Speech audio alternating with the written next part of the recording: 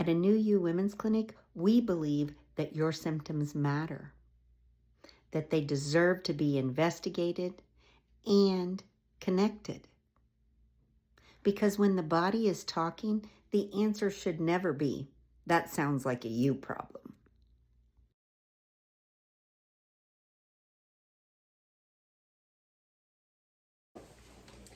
Today I'm sitting down with Chantelle and we're going to talk about something far too many women experience. Knowing something is wrong in your body and being made to feel like the problem is you. Yes.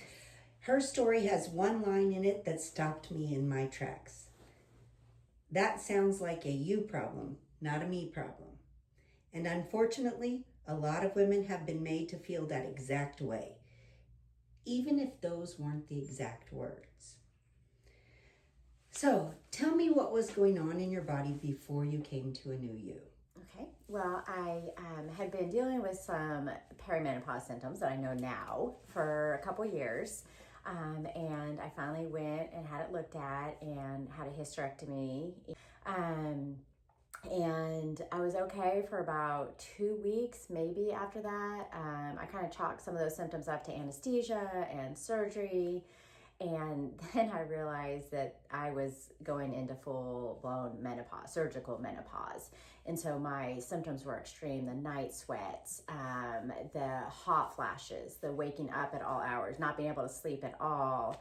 I mean, everything, you name it. And so at my 6-week checkup, I tried to talk to my doctor, and you're right, I was told that that was a me problem. And I went out so deflated and so defeated because I had read and researched and knew that these were real symptoms and they weren't just in my head. And so I made some calls, and that's where I found you as you were walking out of your office. I think it was a Friday evening because, of course, I procrastinated thinking I could take care of this on my own. And you said, "Girl, we can take care of you," and you have.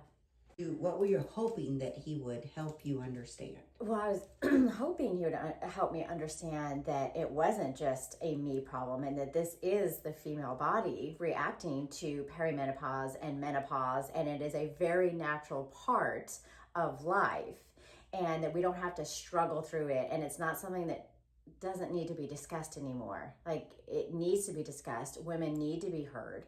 We need to know that these symptoms are real, that they are not in our head, that it's not just, stress that we can't handle anymore. It's, the weight that we can't lose. It's not our problem only. It is a true biological problem.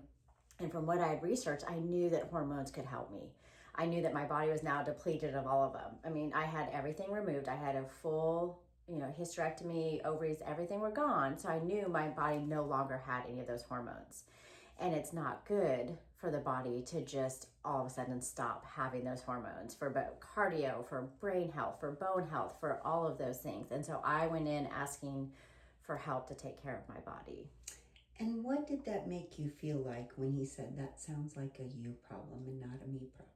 At first, I was embarrassed because I'm always a take care of everything on my own. So I thought, well, maybe I should have taken care of this. Maybe there is a better, maybe my diet, maybe more exercise, maybe, whatever the case may be, maybe it is me. But then I was mad because I knew from the research and reading and other doctors that it wasn't a me problem, that women all over the world have this problem. And so I went for almost being sad that, what if women are told that and they don't realize that there are other options, or they don't realize that it's not their problem, that it is a true medical reaction to not having hormones.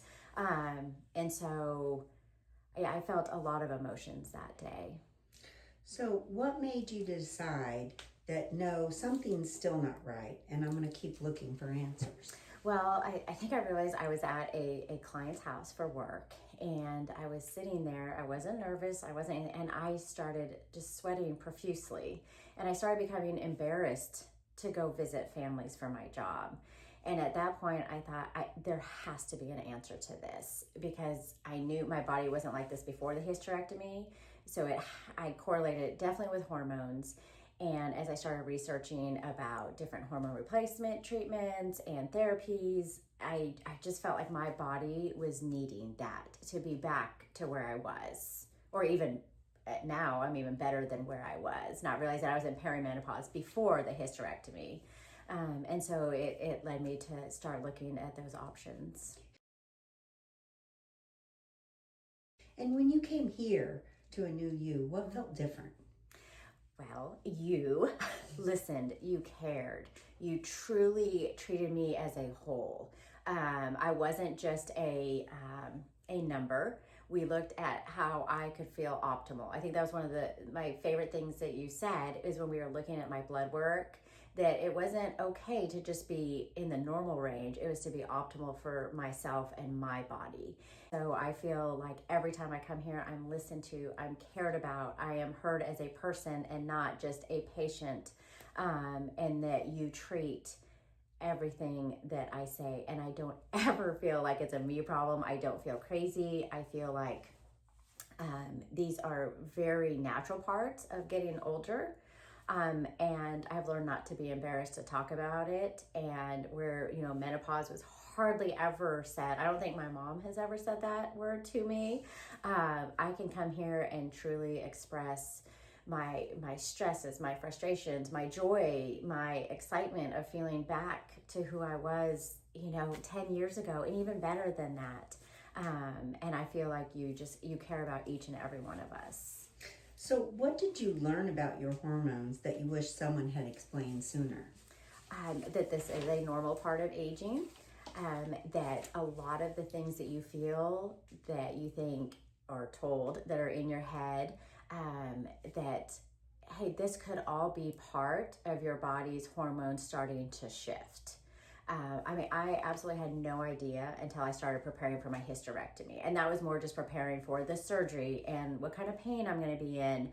And as I started researching that and learning some of the factors that led me to having a hysterectomy, I wish I would have had all the knowledge of what hormones can do for my whole entire body and being and mental state. And so I wish I would have had that knowledge of how it affects my whole person. So you say that life has changed. So how's your energy? My energy is incredible. I look back, before, let's say even 10 years. And I mean, it was, every afternoon, man, I need a nap. I need a coffee to get through the afternoon. At 3:00, I had to have coffee. 4:00, I almost needed another cup, and then I wouldn't be able to sleep at night.